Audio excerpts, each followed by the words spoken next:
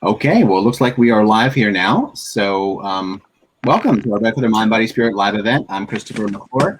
Oh, I think we lost the sensei for a moment. There we are. Great. I'm Christopher McClure, and today we have a very special guest, writer, speaker, and spiritual leader, Sensei Michael Elliston, who is the author most recently of The Original Frontier, A Serious Seeker's Guide to Zen. We wanted to catch up today and learn more about this amazing book. And yes, that's it right there. I have my own copy right here. Good, I like your poster. That's awesome. Can I get one of those? Okay, wait. We wanted to catch up today and learn more about this amazing book and what's ahead. But first, a little background on Sensei. Michael Elliston has enjoyed a robust career in the creative professions, fine art, graphic arts, production design, development and consumer research, marketing, planning, and design. What haven't you done?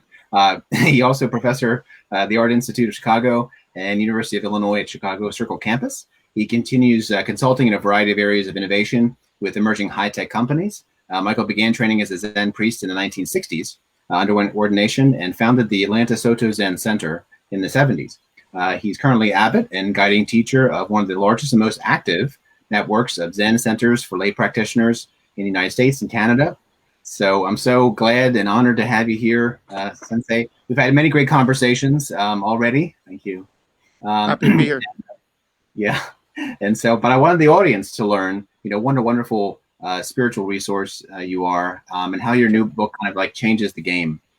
So tell the audience maybe a little bit more about your background.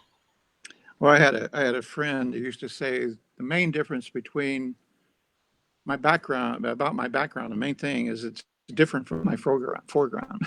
So that's a little Zen quip there. You pretty well covered it. I grew up in a small farm in Southern Illinois.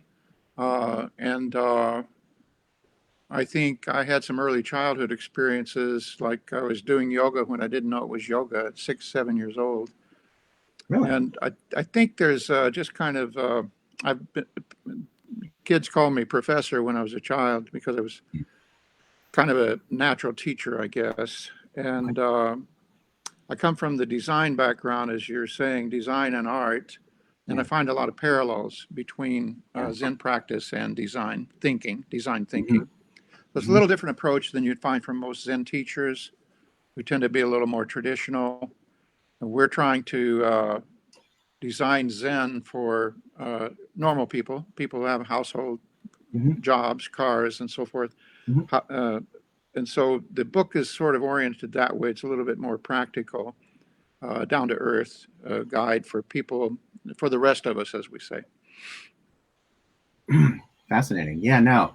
So there are three main branches, as I understand it, of Zen, Zazen. Yeah. So, and it's Rinzai. I'm probably going to butcher these. Rinzai and Obaku. Is that right? And then Soto, which is what you're. Right. Yep. What are like kind of the main the differences? Tell us a little bit more about Soto Zen. Those differences, if you would. Well, Soto is the largest in contemporary Japan. There's something like 18,000 temples. And wow. Rinzai is next with, I don't know, maybe 8,000 temples. Obaku is a rather small sect. Its approach is a little different. Rinzai emphasizes the koan. The sound of two hands clapping. What is the sound of one hand? That kind of illogical riddle. Soto doesn't emphasize that. Soto emphasizes sitting upright in meditation. We think that is the koan of everyday life, or the riddle of everyday life. So you don't need another koan on top of that. These are broad strokes, by the way, of course. Obaku is more custom tailored to each student. So in Obaku, as I understand it, Matsuoka Roshi, my teacher, explained it. You might have some koan practice, meditation, chanting, and the teacher would design a custom mix for you. So that's one reason it's small. It's a very intensive teacher-student relationship. I see. One of the advantages of Soto is that teacher-student relationship can be more casual because we rely on the meditation so much. Right. Yeah. There's such a purity to Soto, as I understand it. And I'll be honest, I wasn't, super familiar with the practice, the differences, really. Of course, I knew about Zen and had read Suzuki and those kinds of things. But I mean, as far as, going into the depth of what Soto really is and reading the original frontier, it's just there's a beautiful purity to it. There's a quote in here that that I really love. My favorite quote, I think, is that all beings find their true home, which is homelessness, in the original frontier. I think that's really the meat of what this is kind of all about. And so this is your inspiration, really. I mean, part of this is Matsuo Kuroshi. Maybe a little bit about his story. I know you know it well. He came over early 1939. He was one of the first to come to as a missionary, really, to America before the war. He stayed here through the war. We were researching his history. We were putting out a video documentary on him, feature length, probably 90 minutes, toward the end of this year. And we're filling in some of the details.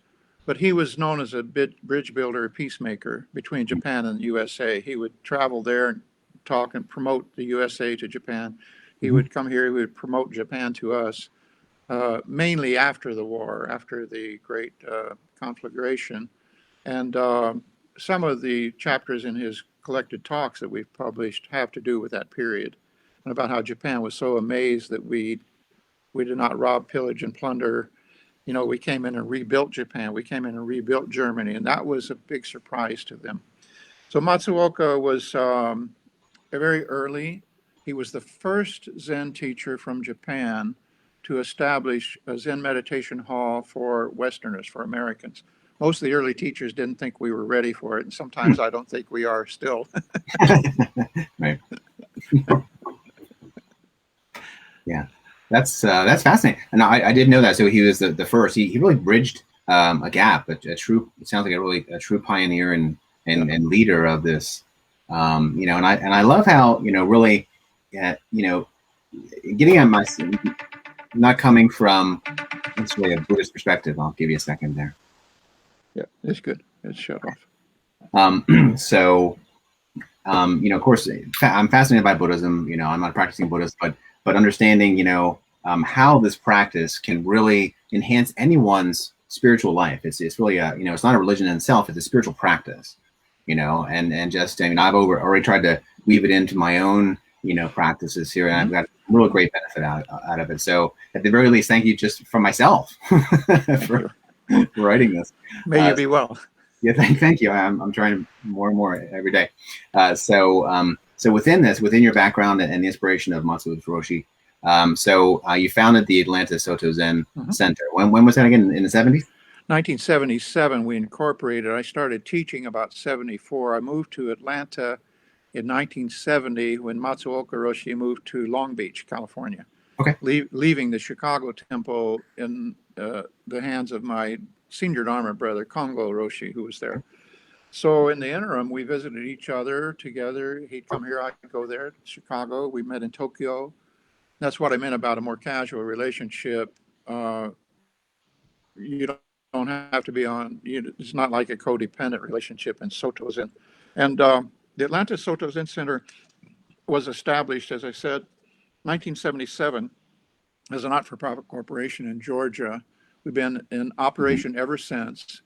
So we're probably one of the longest running Zen temples in America, and one of the busiest for, you know, going on 50 years now.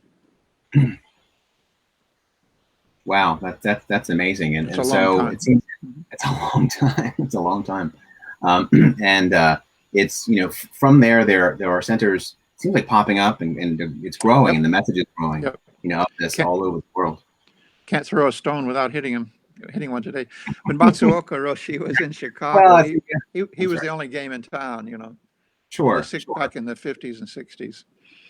Yeah. Well, I mean, throwing a stone would be kind of easy because they're sitting. So, I mean, you got. Yeah.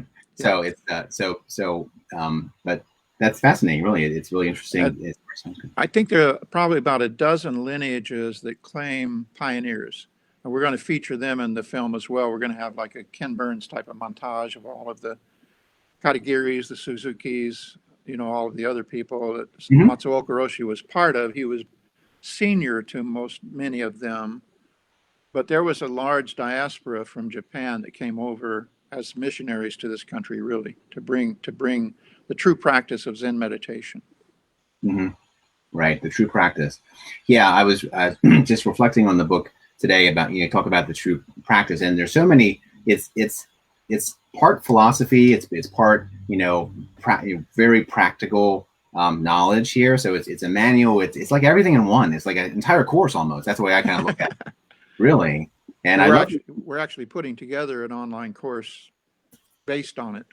It's not going to repeat the same definitely this is like information, but it's I don't want to call it a textbook because it's in no way dry, but you get everything that you would want to out of this and just even with like your section on deconstructing the senses, yeah, the methodology of that, as you go through each one, just kind of like I don't know. I want to say you kind of break down this barrier. I mean, as I'm reading it, I feel how a barrier could be broken through, to do real progress, just in the way that's explained.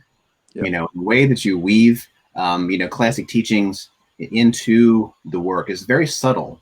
Too. It's just like it just flows right into the other one. So it's just beautiful. It's almost that section on the senses. Norm Fisher, as you know, really well-known poet and Zen teacher in America, he wrote the foreword, and he pointed out that section and the section on I don't remember if it was damn your lousy excuses or which section it was, but this one I took the senses on not as they're usually listed as eye, ear, nose, tongue, body, mind in the traditional literature, right. but the way we confront them in meditation, and body definitely comes first. People run into discomfort, so it goes through a more practical approach to how you transcend or deconstruct the senses as you meet them in meditation.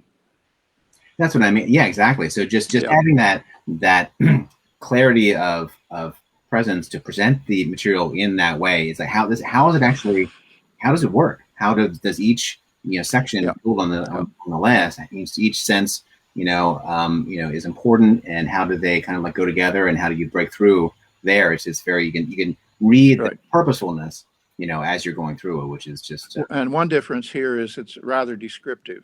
And most of the literature that you find in Zen, starting with India and then China, Japan, Buddhism, mhm. not very descriptive. There are very few sutras and very few teachings. Hakuin Zenji, 18th century Rinzai master, Mhm. did a lot of descriptive writing, but I think it's because people they didn't want to create spoiler alerts where it kind of lead you by the nose and tell you about this before you experienced it yourself. Mhm. We think it's more important, just like music, jazz, as you know, it came from a jazz family, Yeah. improvisation, art, it's more important that the individual discover things for themselves. And then if they run into a glitch or a problem, they can come to it, somebody with more experience. But we look at ourselves as kind of coaches, coaching people through the creative process. And we think of meditation as kind of the heart of creativity. Yeah, definitely. I can see you gain so much, from that, just taking the time, and stepping backwards, as you say, in one. Yep. It's a backward step, as you mentioned. Just it's very important just to, and it's kind of like contrary to the way Westerners think sometimes. Yep. Yep. Yep. It's and you say maybe we're not ready for it because we're still like always moving forward, but you have to take that step back and that breath, Yep. To really be able to Yep. move. Yeah. And that comes from Master Dogen, who talked about the backward step, but also from my background in consumer research for new product development. Mhm. One of the rules, sort of in research, doing focus groups and so forth, is you don't have an opinion, you don't express an opinion, you bias the information, you let it come to you. And so the approach in Zen meditation is like that. We don't know what we're going for exactly, and we're sitting there observing, scientifically observing what happens, letting it flow to us. Mm-hmm. Yeah, not forcing it. So, and then that's where Yep. the truth comes through, and also real creativity comes through I too. think so. Like Yep. like any creative process, talk about Jefferson or Einstein or the great Right. leaps forward, were like riding a bicycle or taking walks or Yep. whatever. Those kinds of things where you're like this intense work, and then they back off, and there's the epiphany, right? Yep. Yep. That's when things kind of tend to happen. Yeah. You So. can't just keep your brain in flex all the time. It'll lock up just like a muscle. You have to be able to stop thinking. And that doesn't mean you suppress thought, but you have to be able to let we call monkey mind, let your monkey mind, slow down, take a nap, run its tether out, like a kitten or a puppy dog. And then your intuition can come into play. Exactly. the Exactly. creative side of your mind. Right. So, but that monkey is tenacious. It's tenacious. If you try to fight it, it becomes a 600-pound gorilla. You'll lose that fight. Exactly. It grows to immense size for sure. So about the original frontier. So how did it really come into being? What's the genesis of this book? How did it? The original frontier, the title itself, I was thinking as I introduced in the introduction, do we really need another book about Zen? You know, there's so many. Right. But I thought if we did have another book about Zen, it should be quintessentially American somehow for us. And if you think of the strongest meme, one of the strongest that we have in the culture is that of the frontier. Mm-hmm. Now we have the final frontier, Star Trek, outer space. We have the frontier of the ocean depths. We have technological frontiers all over the place. Some of them are pretty spooky, you know, genetic manipulation and so forth. And but the original frontier of the mind is I use the metaphor to talk about Buddha's experience 2,500 years ago. Mm-hmm. He entered this original frontier, which is original because it's still here. It hasn't gone anywhere. It's not geographic in nature. No matter where you are in the universe, if like the Tesla guy, you know, if he ends up dying on Mars like he wants to do, you know, the original frontier will still be there with him. It doesn't matter where you are in time and space. Sure. So the idea was entering the original frontier of mind is like any other frontier. You go into uncharted territory. You have to leave behind the familiar and go into something which may be rather strange and even frightening to you.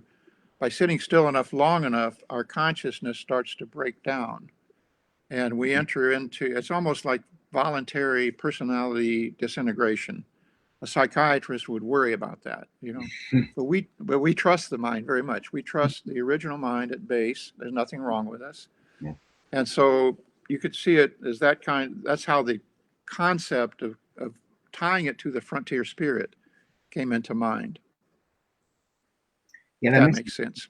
No, I get that. Yeah, that's really brilliant. To kind of that, it's that romanticism of the frontier in the Western mindset.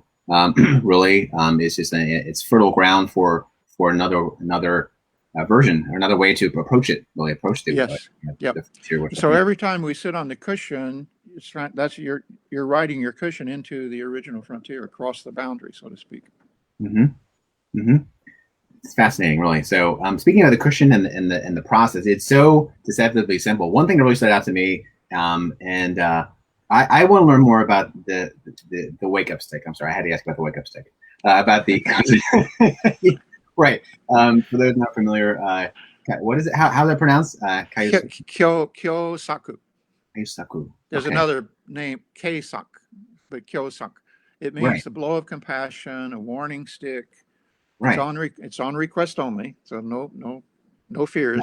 Mm-hmm. And if you ask for it, you sit like this. If you're having a lot of tension or crazy mind, you know, crazy making mind, right? You hold your hands up, and we come and tap you on the shoulder, and you lean away and you strike your shoulder with a stick, then the other shoulder.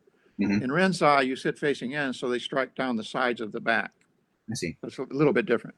But striking the shoulder, if you push your fingers into your shoulder muscle there, the big fat part of your shoulder muscle, you'll feel pain typically, because that's where stress builds up during the day, at the nexus between the shoulders and the spine. Sure. And when you strike it with a stick, it's like shiatsu, which is a strong instant massage in Japan. It relieves all of that tension in the body and blows thoughts out of your mind, and it sort of brings you down to earth. And so it's like most things in life, you don't understand it unless you experience it. I'm sure. Yeah, I want to get a greater understanding. Its bark is worse than its bite. I'm sure. It's fascinating. I could see how that moment of just like focus. It's just a bring back to focus. Yep. That when it's asked for, is like as you say, like a blow of compassion. It will be a compassionate thing, and someone who is recognizing that okay, I'm a little off, and so I need that little nudge. Yep.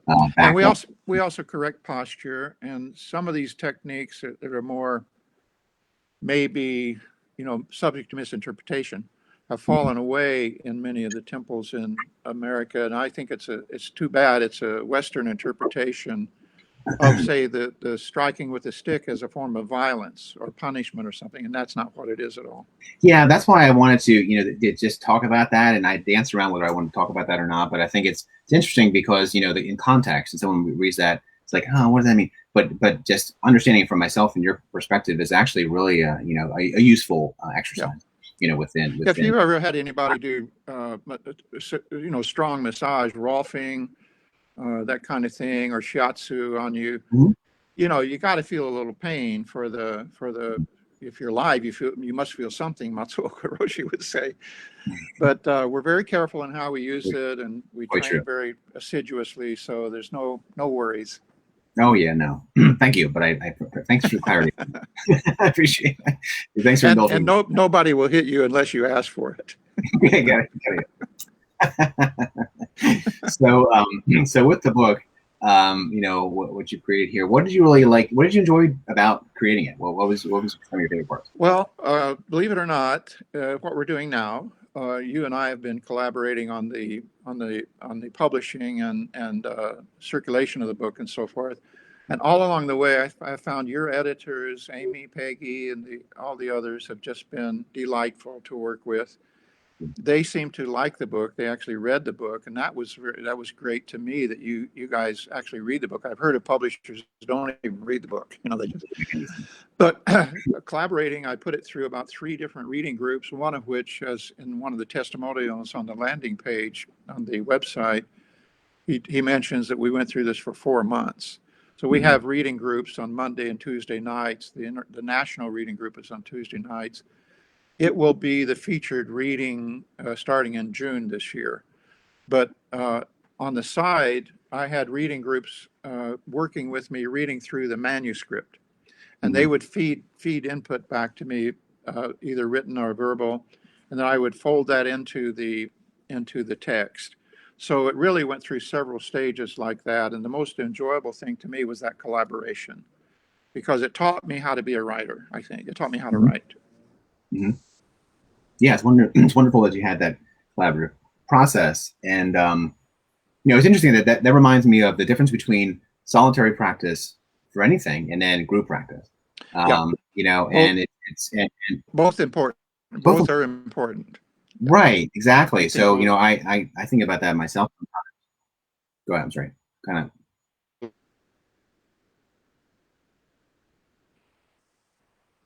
I think you were freezing up. You were freezing. I was freezing. But yeah, the strength of both, really. And I think with writing on your own, but then also having that feedback, and same with any practice, meditation, what have you. It's good to have a little of both to make the most of any situation like that. Yeah. So and any creative process is actually like that. Like jazz is known for improvisation and collaboration, and dance, music, theater, art. They're all collaborative. Right, exactly, and and spiritual practice should be no different, really. So right. And now that it's here, what would you really like people to take away the most, from reading this, if it could be one thing or multiple things? Well, I'd like to demystify meditation for one thing, especially Zen meditation. It's the simplest, most stripped down method, I think, amongst all the meditations. And I think we're biased, of course. We think it goes further than many meditations. It's not about self-improvement. It's not just about being calm and so forth. But it penetrates to a very deep level of your understanding of your own reality, you might say. So I think the most important thing I would like people to take away is that Zen is for everyone. It's not a mystical, arcane thing from the past. It's always contemporary. It's a natural meditation in which the natural posture, the natural breath, the natural state of mind comes around, comes to be. But it takes time. It takes time for most people, not an inordinate amount of time. And I'd like everybody to understand that it's that accessible, and they should give it a try. Yeah. No, it's definitely worth trying. I've tried it myself, and I've got, as I mentioned, I've gotten a lot out of it. Folding it into my own practice. So what's interesting too is that, but the practice never ends.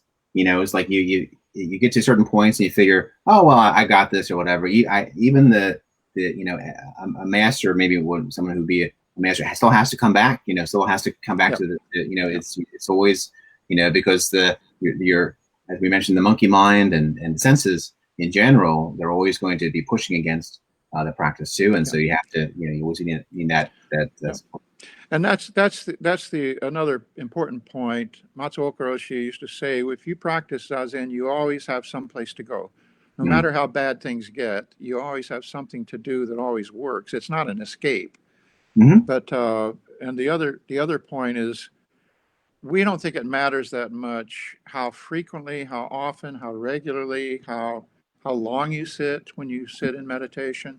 That just that you don't ever give up, and you find a way to fit it into your daily life in the most natural way. If you can just sit 5 minutes on the side of the bed when you get up in the morning before you panic and get up and run around, and at night, if you can sit a little bit before you go to bed, you'll find your problems with sleeping, insomnia, etc., tend to go away. Just not ever giving up, accepting that it's a natural thing. It doesn't have to have special equipment. It doesn't have to have a special place. It can fit into anybody's life. I think those are critical issues that people need to understand. mm-hmm. Yeah, that's wonderful. And again, the clarity of it, the simplicity and the purity of Yeah. it makes it just so easy to fold into your Yep. everyday Yep. practice. So And forth. it starts to carry over the halo effect. If you're at the office, you start getting under stress because of a coworker or a situation. Motor muscle memory starts to kick in after a while, and you just find yourself sitting up straighter, breathing deeper, feeling calmer. We've Mm-hmm, had a lot of people promoted at their job because they were so calm and able to get people to work together so much. mm-hmm, And they say so well. I mean, they say, that's not me, I'm the troublemaker, you know. So the change or effect that it can have on you, what may come about before you notice it, but others will notice it before you do. mm-hmm, It's like a flower. A flower is not aware of its own beauty. mm-hmm, mm-hmm. Yeah, that's there's a lot of truth to that. And so, through all this, I can honestly say that you've really inspired me with your work and just talking with you Well, thank here. you. Yeah, no I'm problem. glad. Of I'm course. glad. And with that, so who do you feel has inspired you the most then on your own journey?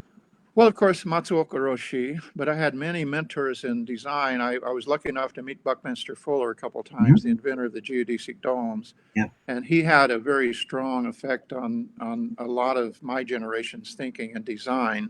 He was kind of a mentor to all of us. Mm-hmm. There are others, like Ken Isaacs is one. You can look up his website. He was kind of a Lincoln-esque Illinois guy who taught at the Institute of Design when I went there, and I brought him to the U of I from New York, Mm-hmm. and he ended up leading the architecture foundation there. So he and I became good friends, and he was definitely a mentor type who, by his example, you learn from him. They're almost too numerous to name. Okay. I've come close to greatness several times in my life, but mentors are a very big part of design, and mentors are a very big part of Zen. So many inspirational mentors, including my father, including people closer to me. Of course. Of course. Yeah, no, it's important to remark on and think about who those people are and honor them and thought. Yep. And so that said, there are so many inspirational figures that inspired everyone throughout time and history here. So right now, with the state that we're in at the moment, with a book like this coming out, I think it's the right book, the right time too, because people need it. What would you say that really the state of spirituality is, maybe in the U.S. and the world? Where are we at right now, and why is this book so important right now?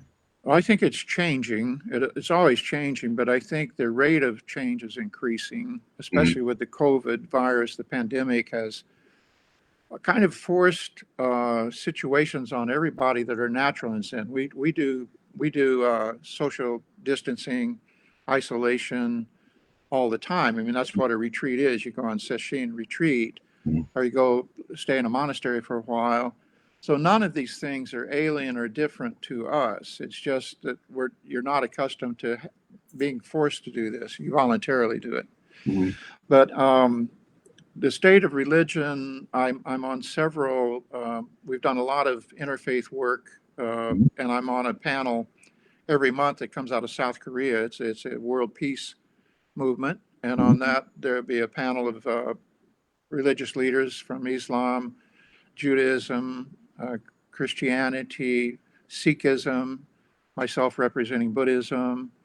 And the idea is that if we religious leaders can come to agreement on things and see the commonality, the sameness between so-called religions. We don't think of Zen as a religion so much. Yes. Although it can definitely become your religion, and it's definitely Buddhism. Their idea is that then the national leaders, the political leaders, can also begin to come to agreement. But first, the religions have to agree, because they're sort of the underlying current, that's informing some of the. Yep. It's a core thing. It's a bedrock thing, for people. And so, if faith leaders and those of variety of faith can come together and find those commonalities and common ground. Yep. So I'm optimistic, if not bullish, on religion, spirituality. Wonderful. That's great. I was looking at this and just the commonalities too. So going back into more of the philosophy of things, the concept of samadhi. Now I read widely on the Vedic sense, so what's really the meeting point or the difference between, like, say, more the Zazen samadhi and the Vedic samadhi? I'm not an expert in the Vedic or the prehistoric ones, the ones that predate Buddhism. But samadhi in Buddhism, I think, is one of those jargon terms that we like to demystify. And I spent some time on this in the book. Yes. To say it's really, we may as well call it balance and centeredness and so forth. So I propose, for instance, that you can think of meditation that way. It's physical balance to start with. We say, Master Dogen had a wonderful phrase. He said, if the cart won't go, do you beat the ox or do you beat the cart? And we think of the ox as a metaphor for the mind, the cart for the body. He said, most people say beat the ox, make the mind behave. He said, I say beat the cart, make the body sit. It's a lot easier. and the ox is tethered to the cart, just as the cart is tethered to the ox. So eventually the ox has to come along with the cart. So we put the emphasis on sitting in meditation, something you can get yourself to do. And then physical balance or physical samadhi comes about in the upright posture that we're sitting in. The mind and body cannot separate. So along with physical samadhi comes mental samadhi, more clarity, less confusion. Emotional samadhi, more calm, less anxiety. And eventually, this is where everybody wants to start, social samadhi, less conflict and friction, more harmony between yourself and others at work, at home, everywhere else. But we think it starts at home. It begins on the cushion. If you can become patient with yourself on the cushion, you can eventually be much more patient with everybody else. So 4 levels, physical, mental, emotional, and social samadhi. Exactly. And I wanted to, thank you so much. And I wanted to touch on that because of my previous question, really, because, where's that middle point, how they come together, and your explanation of that proves your point, how things can be kind of like, a meeting point can be had between a variety of different, So samadhi then is less of a spiritual, mystical idea of going into a trance or going to another dimension, or I don't know what the Vedic philosophy has about it. They say that Buddha was kind of a reformer who brought back a lot of the Vedic practices into what was a proto-Hindu society. So I'm not meaning to be pejorative about any of those things. It's just that if there is any such thing as spiritual samadhi, then the only way you're going to get there is through physical, emotional, and mental, through the body. And that's what Dogen meant by make the body sit. Yeah. Again, in stages, like you illustrated so very well through the book, the different stages you have to go through to get there as Well, well. we So we push back a little bit on stages because okay. you fall into that trap of thinking, what stage am I at? And then I want to get to the next stage. Yeah. I'm sorry. That's We, what we Western. yeah, no, that's typically the way we talk about it, but it's really, from our perspective, it's all simultaneous.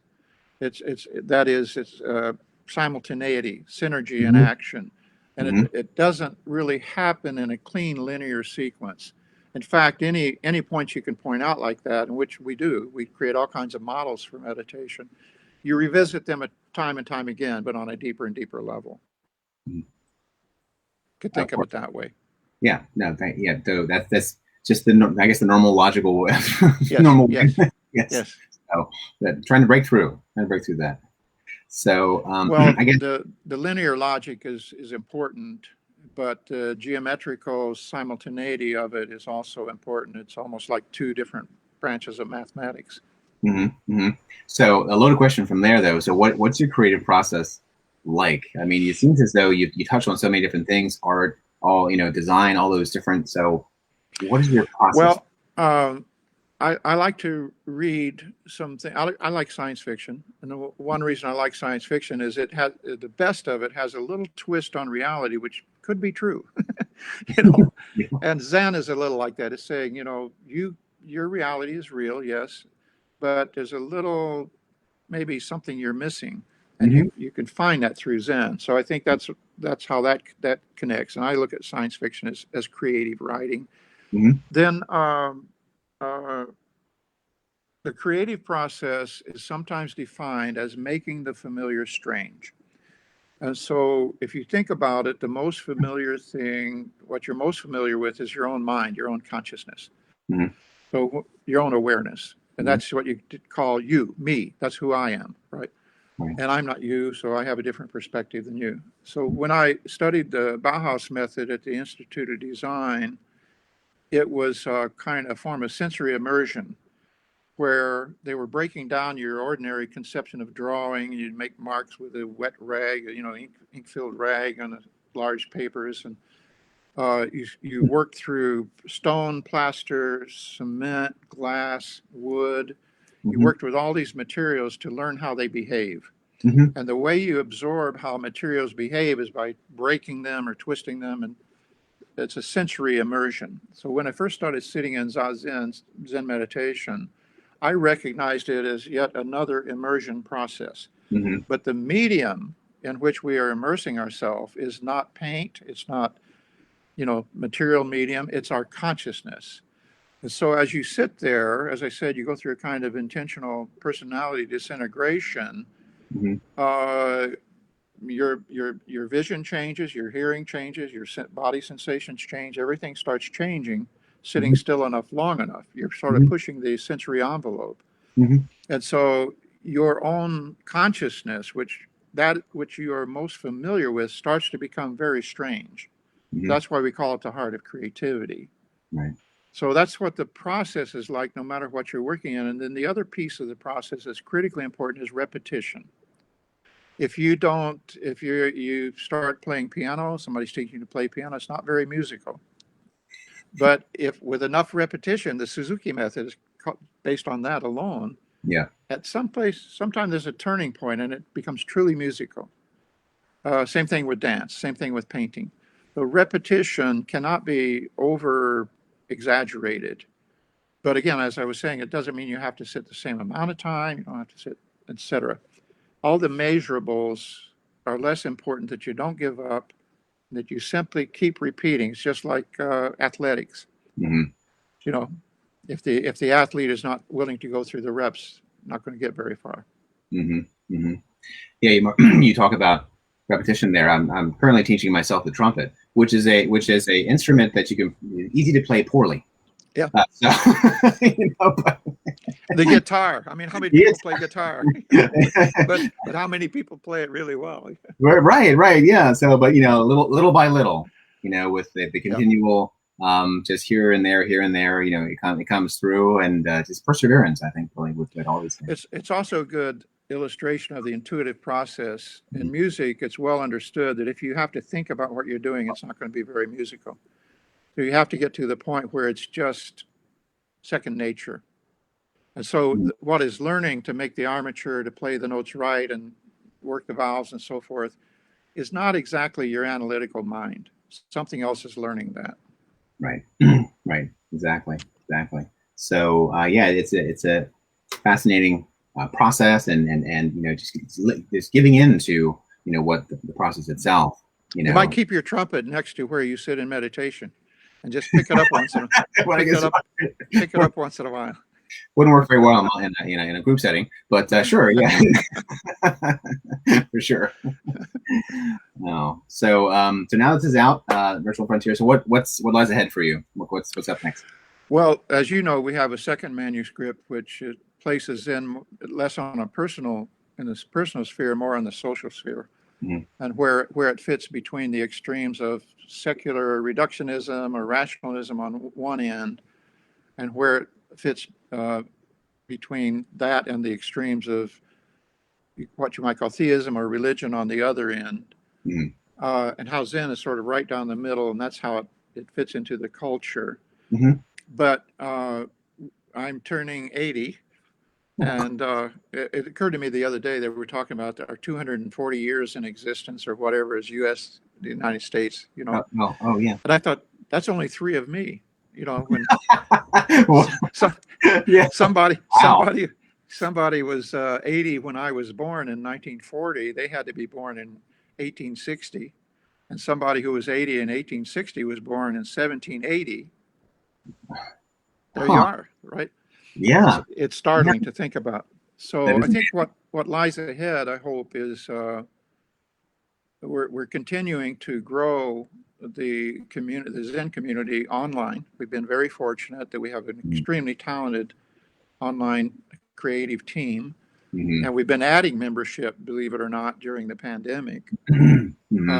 So that's ahead. I do have some musical work.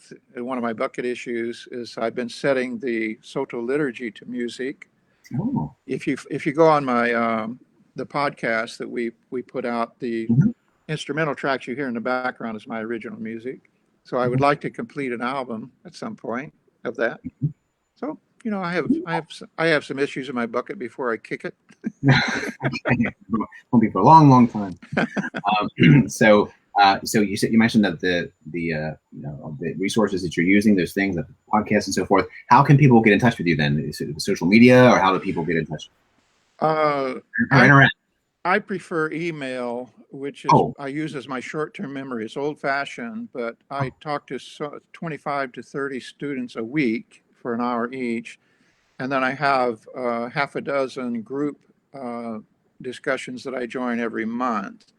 So in order for me to keep track, I use email, and people send me an email and recap after our discussion what they need from me in terms of any graphic thing that I have for them or something I said I could send them.